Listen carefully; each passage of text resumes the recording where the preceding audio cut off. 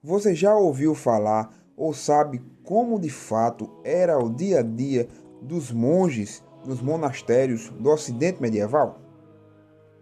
Esse é o canal Cristãos na História.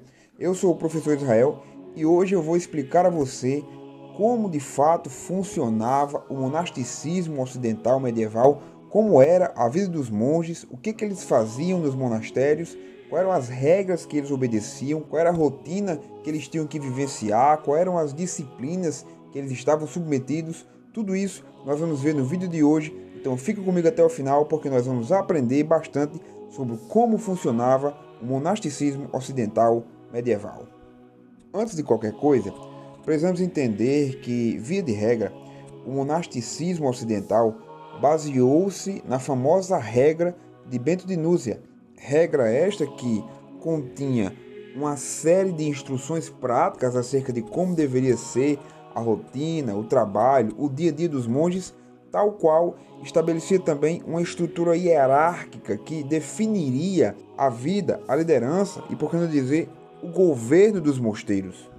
De antemão, olhando para a regra de Bento de Núzia, uma das coisas mais marcantes que se configurou como a estrutura fundamental dos mosteiros é a figura do abade, que passou a ser considerado como o pai do mosteiro, o pai dos monges que estavam submissos à sua autoridade.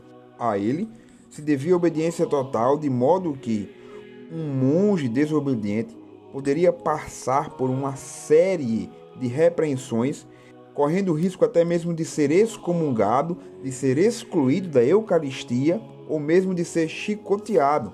E caso o monge permanecesse impenitente da sua desobediência, poderia ser expulso pelo abade. E assim se estabelecia a estrutura hierárquica dos monastérios. Você tinha no topo o abade, abaixo do abade você tinha os decanos, que eram auxiliares deste abade, e você tinha de forma geral os monges, que estavam debaixo dessa autoridade, que estavam debaixo dessa liderança religiosa e espiritual, conforme a mentalidade, e que estavam também submissos a toda a prática do dia a dia que implicava a vida no mosteiro. Como era então esse dia a dia da vida dos monges? Como era o dia a dia dentro de um mosteiro? Basicamente, segundo a regra de Bento de Núzia, três características configuravam a vida dentro de um monastério. Em primeiro lugar, o trabalho. Os monges revezavam-se em todos os tipos de trabalho. Trabalhavam na cozinha, trabalhavam na enfermaria, trabalhavam em plantações. E o trabalho dentro da mentalidade monástica configurava-se uma espécie de culto a Deus, configurava-se um ato espiritual, um ato religioso. Segundo a regra de Bento de Núzia, os monges deveriam ser absolutamente pobres. As roupas que possuíam, a comida, as terras, instrumentos de trabalho, ou seja, tudo era propriedade da ordem, nada era do monge. O monge deveria desapegar-se das coisas desta vida. Um outro aspecto que marcava a vida monástica, a vida dentro dos mosteiros, e esse é um aspecto mais marcante que temos à luz das fontes, era a prática diária da oração. Na verdade, a principal atividade da vida de um monge, segundo a regra de Bento de Núzia, era a oração. Funcionava da seguinte forma: eram prescritas horas de oração individual e horas de oração em culto comum. Usava-se o Salmo 119 quando dizia: 7 vezes no dia eu te louvo. E o Salmo 119 em outra porção dizia: levanto-me à meia-noite para te dar graças. De modo que eram prescritos 8 cultos diários, 7 eram realizados durante o dia e 1 era realizado à meia-noite. Nessas horas de culto aconteciam a recitação dos salmos, as orações e a leitura de parte das escrituras. Essa inclusive foi uma das razões pelas quais os mosteiros agregaram um profundo conhecimento bíblico. E por mais que para nós, agora no século XXI, possa parecer estranho, existia uma série de razões que levavam as pessoas a aderir à vida monástica. É claro e evidente que existia o fator devoção. As pessoas estavam embutidas pelo sentimento religioso, pela convicção de fé e aderiram à vida monástica para ter uma vida mais consagrada ao ideal do Evangelho, uma vida mais consagrada aos ideais da igreja.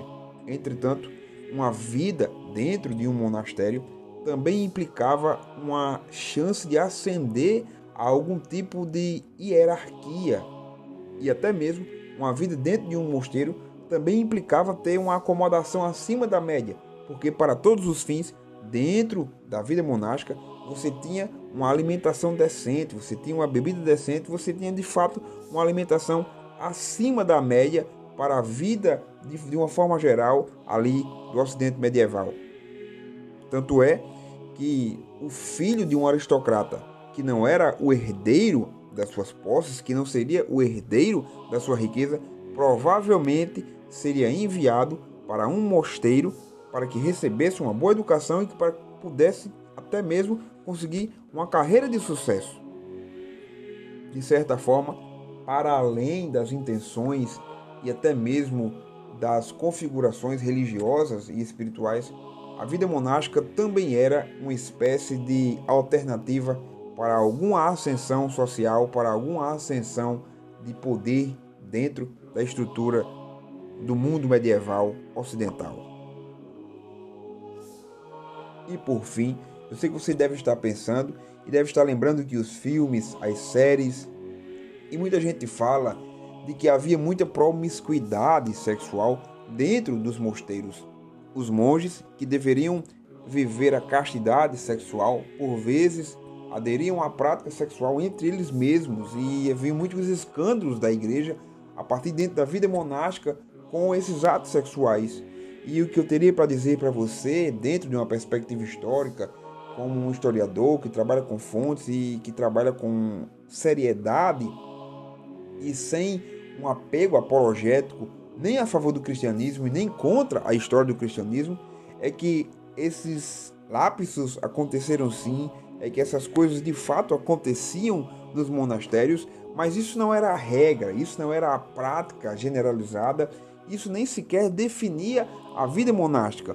Assim como muitos outros erros e muitos outros pontos nevrálgicos do cristianismo medieval, esse era apenas um dos tantos problemas que a vida monástica, a vida dos monastérios tinha que enfrentar.